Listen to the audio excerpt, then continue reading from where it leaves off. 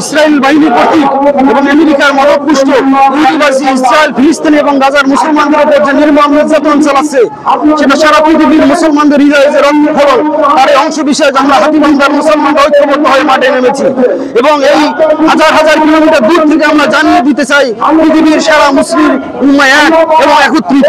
তাদের নারাই তাকবীরের ধ্বনিতে এবং জিহাদের যে তাদের যে জজবা, তার মধ্য দিয়ে সারা পৃথিবীকে আমরা এই মুসলিম এক হয়ে এবং ইসরায়েলি পণ্যকে যদি আমরা বর্জন করি, তাদের অর্থনৈতিক শক্তিকে যদি আমরা কোনোভাবেই ধ্বংস করে দিতে পারি, তাহলে আর তাদের আর মাথা চাড়া দিয়ে মুসলমানদেরকে নির্মম নির্যাতন করার সুযোগ থাকবে না। আমাদের উচিত এখন সারা পৃথিবীর মুসলমানকে এক হওয়া এবং ঐক্যবদ্ধ হওয়া। আমাদের নিশ্চয় এই ইতিহাস মনে আছে, বদরের যুদ্ধে মুসলমান তারা জয়লাভ করেছে এবং এই পৃথিবীতে মুসলমান চালিয়েছে সামনের ইতিহাসে মুসলমানের, যে তার আল আকসা মসজিদকে ধ্বংস করে দিয়ে তারা যে তাণ্ডব নৃত্য নেমেছে, ভেবেছিল মুসলিম শেষ হয়ে যাবে। সেখান থেকে নিশ্চয় নতুন এক ইসলামের জাগরণ শুরু হয়ে যাবে। সারা পৃথিবীর মুসলমান নিশ্চয় একত্রিত হবে।